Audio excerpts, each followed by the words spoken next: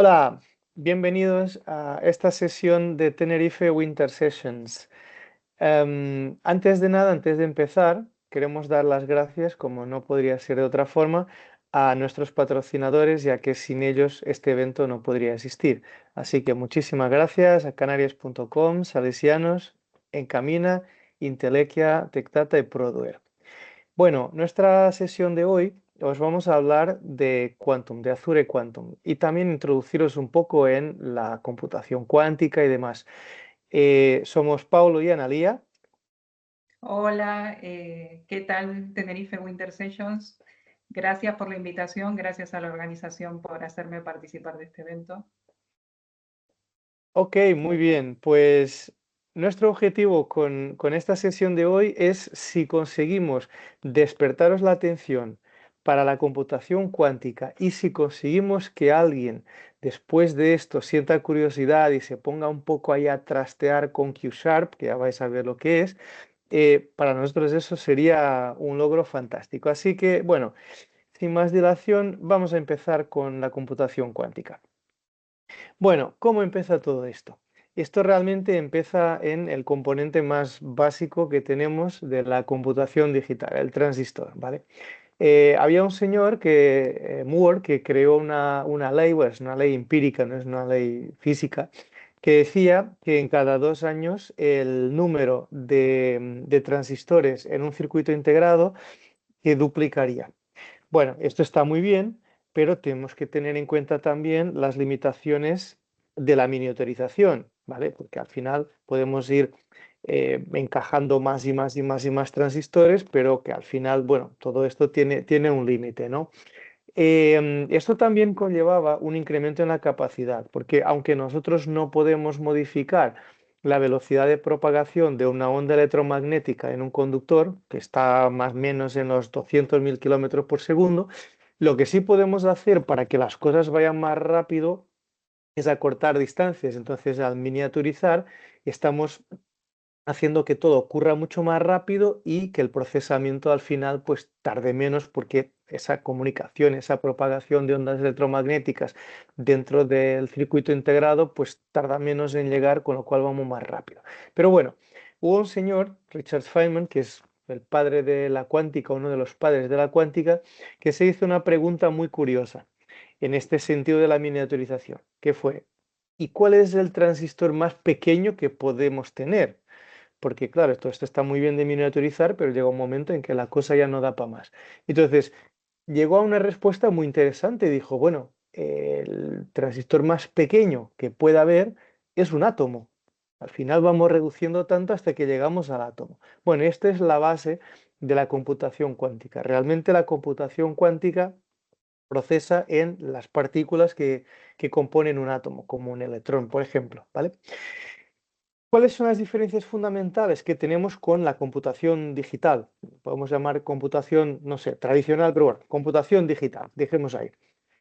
Si vamos al elemento más básico de la computación digital, el bit es capaz de almacenar dos estados, 0, 1, ¿vale? La diferencia con su homólogo en la computación cuántica, los qubits, es que los qubits pueden almacenar 0, 1, cualquier cosa entre medias. O sea, es decir, no tiene por qué ser 0, 1. O sea, puede haber cualquier estado intermedio entre el 0 y 1. ¿Y por qué decimos esto? Porque realmente, como os decía antes, una de las formas, hay varias formas de crear qubits, pero una de las formas de crear un qubit es a través de un electrón. O sea, atrapar un electrón. El electrón, sabéis que esa partícula que diseña órbitas dentro del átomo. Entonces, según dónde apunte ese electrón, pues estará apuntando para abajo, para arriba, 0, 1 o cualquier cosa entre medias, ¿vale? Entonces es así como representamos los distintos estados. Hay otras cosas que son también bastante curiosas, pero las vamos a ver a continuación. Hay también otra cosa que hay que tener en cuenta. Cuando nos cambiamos de computación digital a computación cuántica o cuando miramos los dos tipos de computación, también nos cambia el modelo. El modelo digital es un modelo determinista. Es decir, si yo ejecuto, causa-efecto, si ejecuto X cosa, siempre voy a tener el mismo resultado. En la computación cuántica las cosas no son así, porque en la naturaleza existe la aleatoriedad, existe la incertidumbre, entonces, digamos, el modelo es un modelo probabilístico. O sea, es un poco parecido a lo que estamos haciendo con la inteligencia artificial, ¿no? Que al final, cuando yo proceso algo con un modelo de inteligencia artificial, yo tengo un grado X de certidumbre que la respuesta sea esa. Puede ser más, menos incertidumbre, ¿vale? Entonces, al final el modelo es un poco probabilístico. Es lo que más se parece a la computación cuántica, ¿vale? La computación cuántica es probabilística, ¿vale? ¿Y esto qué significa? Que debemos ejecutar las cosas varias veces para ver cuál es la probabilidad más cercana al resultado correcto, ¿vale? Pasemos entonces a las características de esos qubits que hemos dicho antes, que son como en algunos casos un electrón atrapado y que bueno, vamos a mirar su estado. La primera característica muy curiosa, porque en la mecánica cuántica todo ocurre algo distinto a nuestro mundo, digamos, visible a la escala de lo que nuestros ojos pueden alcanzar, una de las características es la superposición. ¿Y qué quiere decir la superposición? Quiere decir precisamente eso, que una cosa puede estar en dos estados a la vez, ¿vale? Y esto es una característica fundamental del electrón, porque puede estar en distintas órbitas del átomo a la vez, ¿vale? Es un poco de eso de explotar la cabeza, pero bueno, dejémoslo ahí. O sea, que una cosa pueden ser dos cosas a la vez. Bueno, si os acordáis del tema de Schrödinger Cat, al final el gato está metido en la caja y no sabemos si está vivo o muerto, puede estar ambas cosas, puede estar jugando, puede estar dormido, puede estar en cualquier estado y no lo sabemos porque está dentro de la caja, ¿vale? Solo lo sabemos más adelante, eso lo vamos a ver también. Otra característica de los qubits interesante es el entrelazamiento. Podemos entrelazar qubits y hacer que el estado de uno dependa del estado de otro, y además estos qubits pueden estar físicamente distantes uno de otro. Entonces, ya empezáis a ver aquí que estas cosas son interesantes, por ejemplo, para establecer una red cuántica. Es decir, si yo consigo hacer que un qubit en un ordenador cuántico esté entrelazado con otro qubit en otro ordenador cuántico de un clúster de ordenadores cuánticos, entonces es una forma fabulosa de traspasar información, ¿vale? Otra característica que tienen los qubits es la coherencia, o sea, es necesaria esa coherencia para hacer que, bueno, la computación cuántica salga sin errores, ¿vale? Y esto es tan importante que una de las formas de conseguir esa coherencia es trabajar en el cero absoluto, o sea, temperaturas completamente exageradas de frío, digámoslo así, porque esto es lo que hace que las partículas vibren de una forma, digamos, más tranquila. Entonces, sean menos propicias a interferencias, porque al final, a ver, estamos hablando de partículas que con cualquier campo electromagnético, cualquier cosa, pueden interferir en su estado y hacer que cambien de estado, ¿vale? Entonces, aquí estamos trabajando a estas temperaturas. ¿Cómo operamos sobre estos qubits? Bueno, parecido a lo que hacemos actualmente en la computación digital. En la computación digital tenemos, si vamos a las operaciones elementales de los procesadores, tenemos puertas lógicas que cambian el estado de los bits cuando pasan por cuando aplicamos o pasan por esas puertas lógicas. Aquí tenemos puertas cuánticas. Es decir, son operaciones que son algo distintas a las lógicas porque trabajan a nivel cuántico. Ya, bueno, vamos a ver más adelante también algunas de ellas, ¿vale? Para que sepáis de lo que estamos hablando. Pero básicamente, o sea, las características que estábamos hablando, hay una puerta cuántica para poner un qubit en superposición, por ejemplo, ¿vale? Entonces, siguiendo, hay un tema que es muy importante en la cuántica, es decir, volviendo al tema de Schrödinger, yo no sé si el gato está vivo o muerto, alguna de las dos, o qué es lo que está pasando. Entonces, para que yo sepa en qué estado está ese qubit, si considero la caja donde está el gato como mi qubit, yo tengo que medir el qubit, tengo que abrir la caja para ver cómo está. Pero ¿qué ocurre? Que los qubits son como los niños mal comportados, que cuando los papás les miran, independientemente de la trastada que estén haciendo, pues se paran y se quedan ahí un poco a ver qué va a pasar, ¿no? Bueno, los qubits son muy parecidos. Cuando yo los mido, colapsan. ¿Qué significa colapsar? Significa que el qubit se pone en un estado de 0 o 1 según el estado que tenía, o sea, según esté más cerca de un estado 0 o 1, según el estado que tenía previamente, ¿vale? Entonces, es decir, la medición hace que colapse a un estado. O sea, todos los estados intermedios de repente como que desaparecen, ¿no? Colapsan a uno de esos dos estados, ¿vale? Como os dije antes, es muy importante también mantener esta coherencia y tratar de que todo esto trabaje independientemente de las interferencias. Entonces, como sabemos que hay ciertos errores por interferencias en los qubits, pues se han empezado a trabajar una cosa que son los qubits lógicos. Yo tengo un vídeo que os explica esto bastante bien y luego lo resumimos, ¿vale?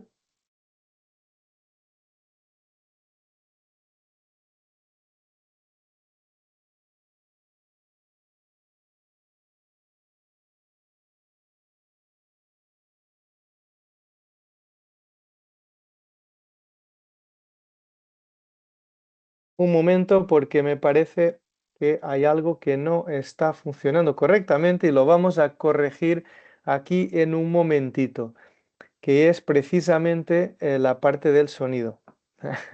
Error mío que os lancé la presentación sin el sonido. Ay, espera. Vamos allá. Y ahora sí. Ahora sí que vamos a poder verlo bien y con el sonido que corresponde.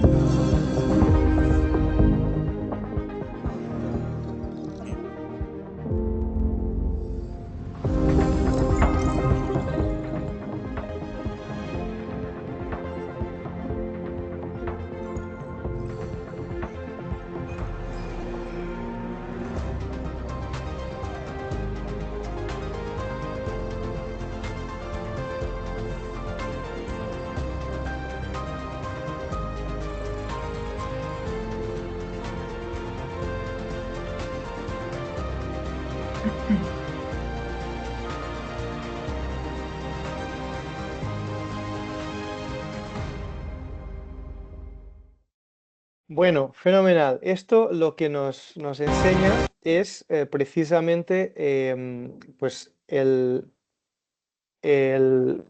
tema de los qubits lógicos, es decir, lo que os comentaba antes. Aquí es muy importante intentar eliminar esas interferencias que generan errores en la computación. Entonces, como sabemos que van a existir, lo que se hizo fue trabajar en una cosa llamada qubit lógico. El qubit lógico, al final, como habéis visto ahí, es como un conjunto de qubits físicos que trabajan todos en conjunto para realizar una determinada computación.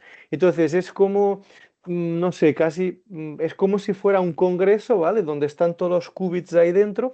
Habrá qubits que tengan ese error producido por algún tipo de interferencia y demás, otros qubits que no.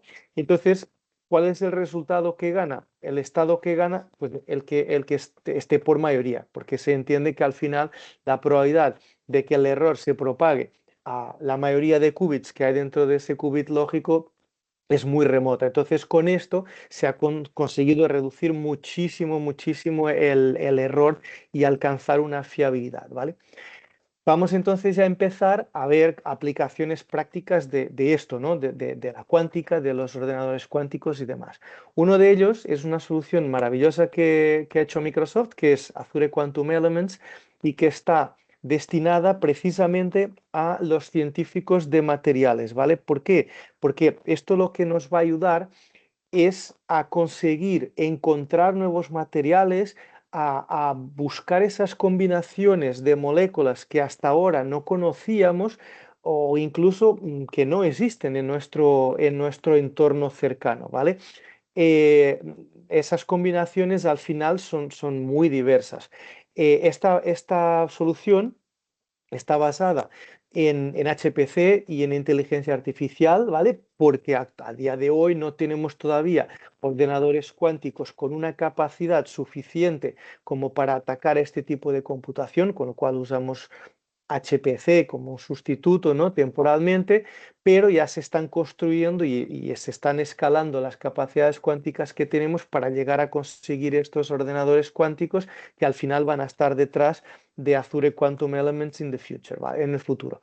La parte de inteligencia artificial es importante, ¿por qué? Porque nos ayuda precisamente a hacer esa criba de todas las posibilidades que nos genera la cuántica, porque al final la cuántica genera también una cantidad de resultados considerable, entonces necesitamos ayuda para filtrar esos resultados, sacar los buenos y poder al final encontrar lo que buscamos. Esto nos lleva a la parte, digamos, de la química, ¿vale? Yo quería daros un ejemplo de que, para que veáis que no es tan sencillo a veces trabajar con esto y saber cuál es el resultado de unir dos moléculas que conocemos. Cojamos, por ejemplo, hidrógeno y oxígeno, ¿vale? Dos gases que a presión y temperatura estándar son gases pues incoloros, inodoros, insípidos, es decir, es muy difícil que el ojo humano o alguno de nuestros sentidos detecte cualquiera de estos gases por separado, y tiene algunas características curiosas. El hidrógeno tiene unas características combustibles, o sea, es decir, explota, ¿no? Si se provoca, pero puede explotar. El oxígeno, por su parte, además de ser un elemento fundamental a la vida humana, tiene unas características también bastante interesantes porque es muy reactivo y además favorece esa combustión. Entonces podríamos pensar que el hidrógeno mezclado con el oxígeno pues van a dar algo parecido a una bomba, ¿vale? Sin embargo, no es así. O sea, lo que obtenemos es agua. O sea, una cosa que incluso se puede usar para tratar de mitigar algún resultado de una combustión, un fuego o lo que sea, ¿vale? Y además es una cosa esencial a la vida. Bueno, y ahora os paso con Analía, que nos va a profundizar un poco más en toda esta parte de la química y cómo todo esto nos va a ayudar a buscar nuevos materiales. Así es, justamente en línea con lo que comentabas acerca de la molécula del agua, eh, te propongo un viaje en el tiempo y retrocedamos algunos siglos y nos encontraremos con este señor, Henry Cavendish, británico, que lo que logró en 1765 es descubrir el hidrógeno, o como él le decía, el aire inflamable, ¿no? Pero aproximadamente unos 15 años después apareció otro señor, francés en este caso, que lo podemos ver en la siguiente slide, que se llamaba Antoine Lavoisier, considerado por muchos el padre de la química, que estaba preocupado por la alta contaminación que tenía el río Sena en ese entonces, y se dedicó a componer y descomponer agua mediante diversos experimentos y logró descubrir precisamente cómo se compone, cuál es la fórmula química exacta de la molécula de agua que hoy conocemos como dos átomos de hidrógeno y uno de oxígeno, ¿no? Quiere decir que algo como el agua, tan fundamental para la vida, para, digamos, para la sociedad en general, ha tardado cientos de años en poder descubrirse, ¿no?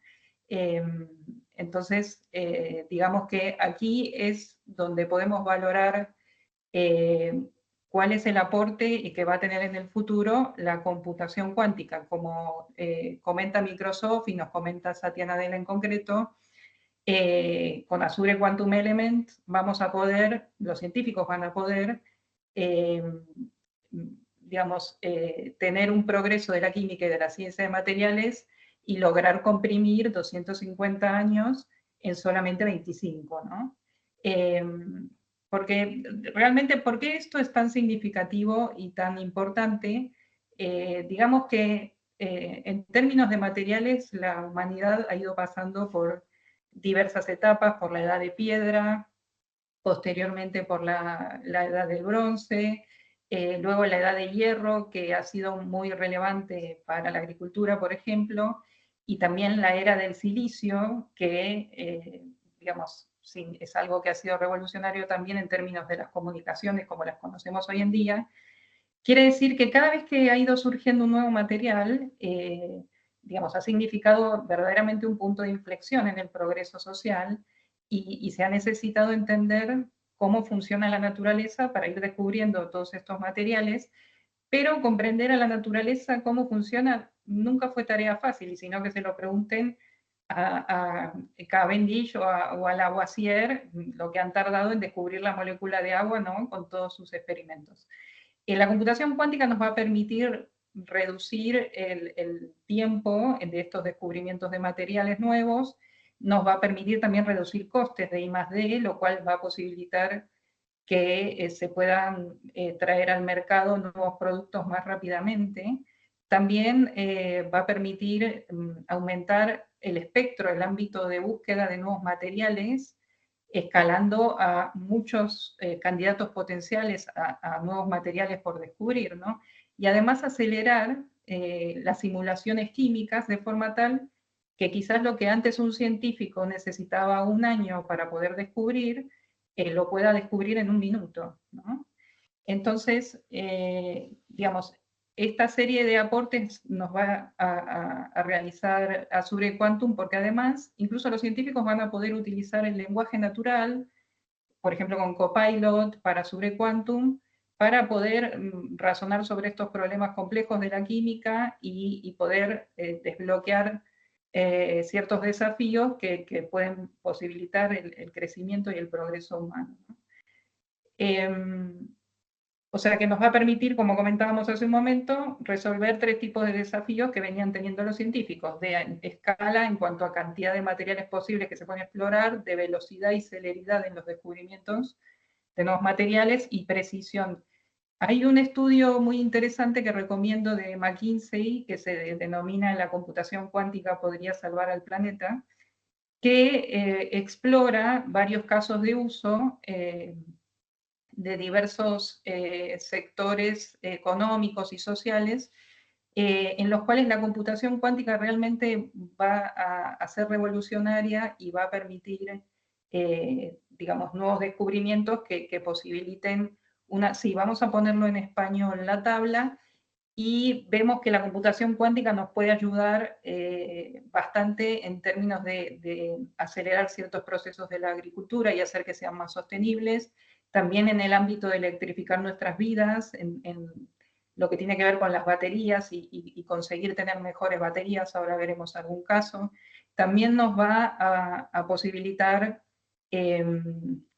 revolucionar los procesos industriales y también lo que tiene que ver con acelerar ciertos descubrimientos que nos vienen muy bien en términos de energías renovables y de combustibles renovables también. Vamos a empezar con el tema de la agricultura. Hay un par de casos interesantes de uso, de aplicación de la computación cuántica, por ejemplo. Empiezo por el final, en cuanto a la vacuna antimetano, porque claro, veis ahí que hemos puesto las vacas, realmente, bueno, se calcula que más o menos un 15% de las emisiones de metano a la atmósfera provienen del ganado, ¿no? Y entonces una de las cuestiones que se está abordando desde la computación cuántica es, digamos, ayudar a los científicos a poder descubrir una vacuna que permita que los animales rumiantes, digamos, no generen tantas emisiones a través de sus gases de metano, que además, por cierto, es un gas de efecto invernadero muy pernicioso, ¿no? Y después también en términos de los fertilizantes, que es algo que, bueno, ha permitido a lo largo de los años alimentar a miles de millones de personas en el mundo.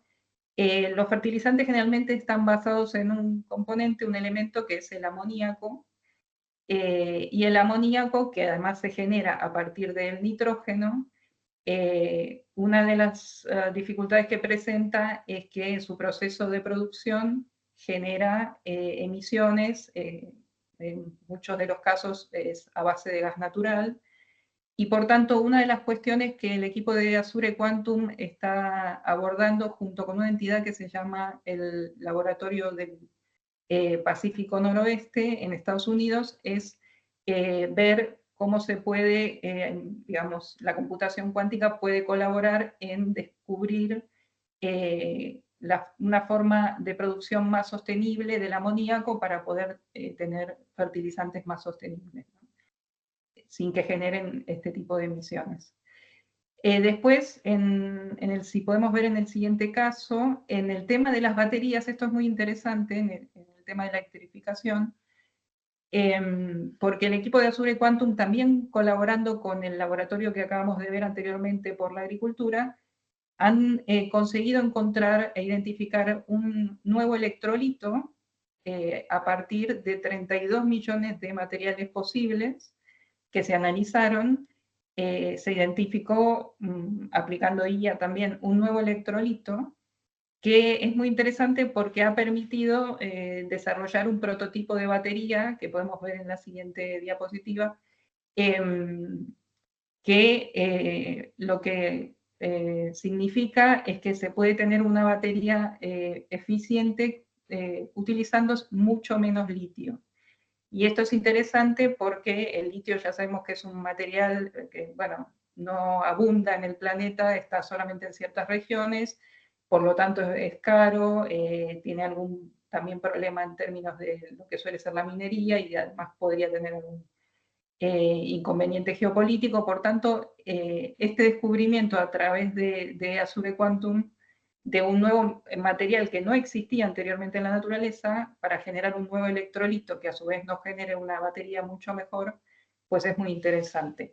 También en términos de la industria, que podemos ver a continuación, hay ciertas industrias que son muy difíciles de descarbonizar y que tienen muchas emisiones también. Por ejemplo, un ejemplo de esto es el proceso de fabricación del cemento, que el proceso de calcinación de los clinkers, que es el polvo que se utiliza para fabricar el cemento, digamos, pues libera mucho dióxido de carbono. Entonces aquí la computación cuántica nos puede ayudar a simular combinaciones para encontrar un nuevo material que sea durable, asequible y sin emisiones y que nos permita fabricar cemento de una manera más descarbonizada, que sea con muchas menos emisiones, ¿no?, que hoy en día. Después también en el ámbito de la energía, otro ejemplo que podemos ver a continuación, también la computación cuántica va a tener mucho impacto, sobre todo en las energías renovables, en términos de mejorar la eficiencia. Por ejemplo, en el caso de la energía solar, sabemos que aún los paneles hoy en día están lejos de su máxima eficiencia. Por ejemplo, si se trata de un panel de silicio cristalino, pues tiene una eficiencia en torno a 20, 20 y pico por ciento. Si es de otro material que se llama peroxita, que también puede ser, pues ahí la eficiencia aumenta un pelín, en torno al 30%. Pero si la computación cuántica nos pudiese ayudar en simular de forma precisa las combinaciones de estos materiales y producir estructuras diferentes, digamos, que puedan tener mayor eficiencia y mayor durabilidad de estos paneles, pues sería fantástico. Y además, lo interesante también es que nos ayudaría a disminuir el coste de la producción de la energía solar, ¿no? Y también en el caso de otro tipo de energía renovable, que es la eólica, ahí ya hay un caso también de Azure Quantum, que ha trabajado con una compañía que se llama Qubit Engineering para poder elaborar, pues, un modelo y una comprensión de todos los factores ambientales y cómo hay que colocar, por ejemplo, cada aerogenerador en qué posición exacta dentro de un parque eólico y cómo tienen que interactuar entre sí para encontrar la forma óptima, perdón, eh, de colocarlos de forma tal que se pueda maximizar la producción de energía y, digamos, estudiar a través de computación cuántica cómo se puede estructurar este parque eólico en función de una variedad de circunstancias medioambientales, geográficas y demás, ¿no? Entonces, Este es un caso que ya está teniendo lugar.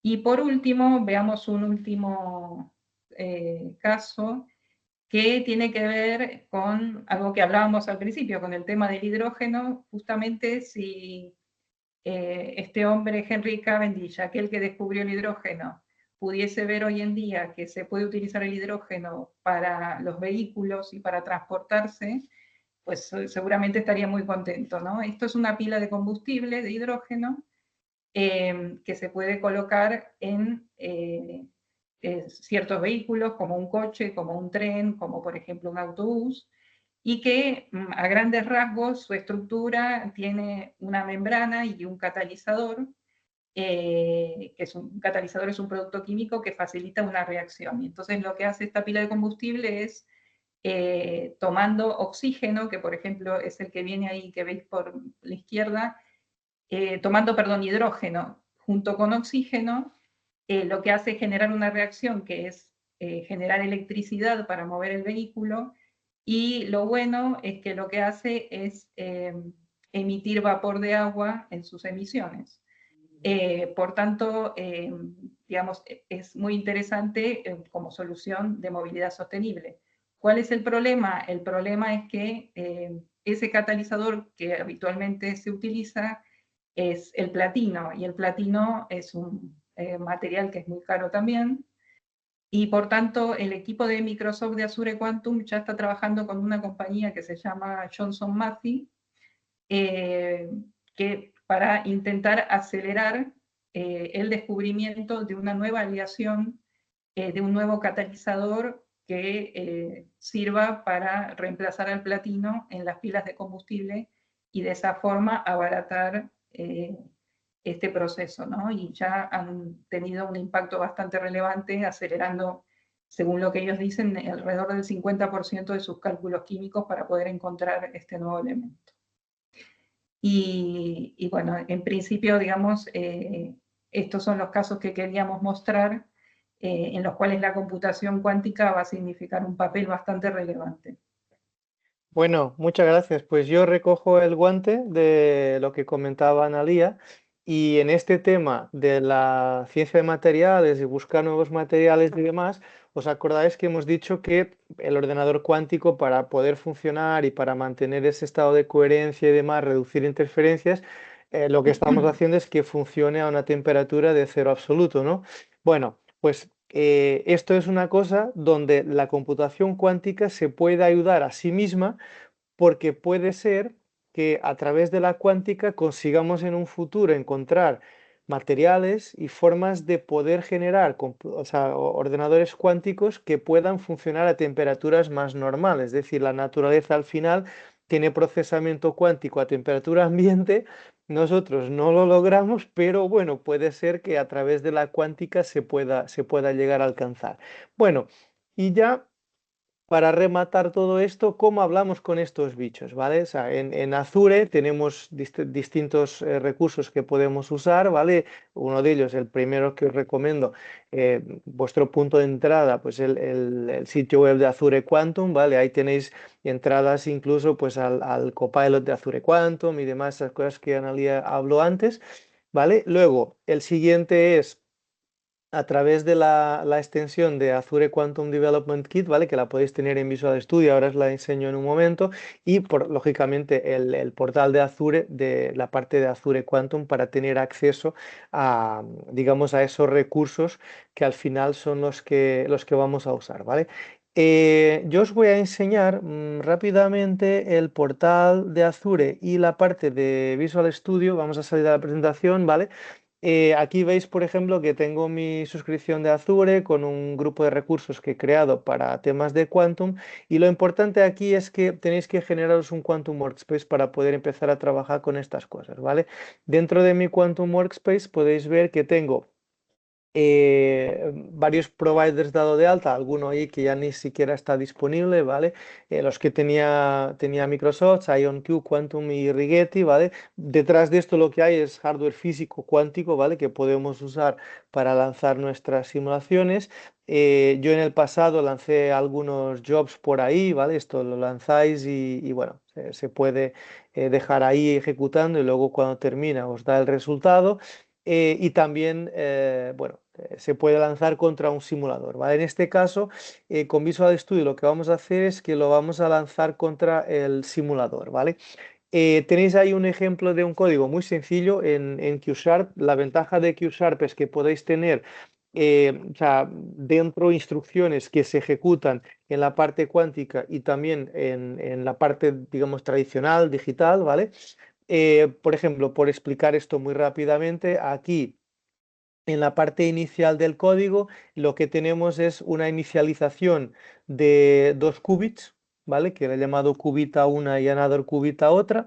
Luego tenemos aquí una operación que pone el primer qubit en un estado de superposición usando una puerta cuántica, que es una puerta de Hadamard, que es al final lo que se usa para poner el qubit en posición, o sea, en situación de superposición, ¿vale?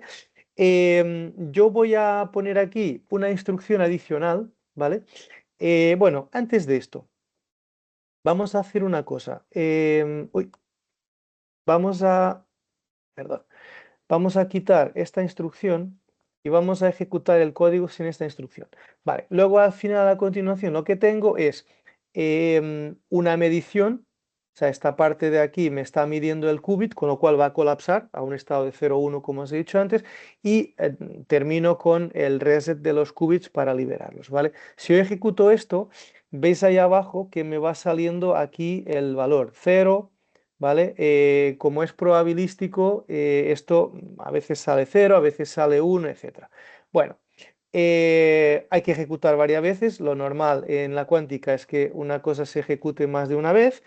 Em, y realmente lo que voy a meter aquí es una puerta cuántica nueva. Esa puerta cuántica lo que está es entrelazando esos dos qubits, con lo cual el estado de uno dependerá del estado de otro. Y lo que vamos a hacer aquí también es hacer una medición de otro qubit, que es el que tenía yo por ahí, ¿vale? Vamos a medir another qubit también y al final vamos a ver el resultado de los dos, ¿vale? Esto es simplemente para que veáis el entrelazamiento, o sea, están los dos a cero, voy ejecutando varias veces, hay un momento en que pueden estar los dos a uno, como veis ahí, ¿vale? Pero lo fundamental es que están entrelazados, es decir, lo que salga en uno sale en otro, porque en el momento de la medición, como han colapsado, pues se quedan en ese estado. Vale, volvemos entonces a nuestra presentación y ya para terminar, quiero que os quedéis con esta idea. ¿Qué es al final esto del ordenador cuántico? No deja de ser una unidad de procesamiento complementaria a lo que nosotros tenemos. No reemplaza el ordenador digital, cada uno está destinado a un tipo de procesamiento distinto. Y al final, lo que tenéis que pensar de esto es como si tuvierais un coprocesador. O sea, siguiendo un poco la historia, todos los ordenadores digitales tenían su CPU y luego se iban apoyando de distintas unidades de procesamiento para realizar determinadas tareas. Pues hace años teníamos las floating point units para procesamiento de, o sea, cálculos de números con coma flotante, o teníamos, y seguimos teniendo las unidades de procesamiento gráfico, que algunas de estas, pues en algunos casos ambas ya están integradas en las CPUs, en muchos casos pues la GPU que hay en la CPU es muy pequeña, entonces se necesita una GPU aparte y tal. Pero bueno, la cuestión es que al final lo entendáis como una unidad de procesamiento extra, ¿vale? Yo viendo todo esto dije, bueno, aquí cada uno se inventa lo que quiere y pone PU y ya tengo un coprocesador o tengo una nueva capacidad y demás. Entonces yo me inventé una mía que además es cuántica y os voy a probar, ¿vale? Es la HFPU, Huevo Frito Processing Unit, ¿vale? Esta interfaz tiene dos características cuánticas, es decir, cuando yo pongo un huevo dentro de la sartén y estoy ahí haciendo mi huevo frito, el huevo tiene un estado de superposición. Hay una parte que está cocinada y otra parte que no, a la vez, en el mismo huevo, con lo cual superposición. Otra característica, entrelazamiento. Añado un segundo huevo, ¿qué va a pasar con los huevos? Se van a pegar. Y donde va uno, va otro. Con lo cual, un estado depende del otro. Ya tenemos ahí otra característica de una unidad de procesamiento, ¿vale? Cuántica. Y nada, con esto es lo que queríamos comentaros. Esperamos que os guste, que os pique la curiosidad de la cuántica y que hagáis vuestros primeros pinitos en Q Sharp. Muchísimas gracias. Gracias.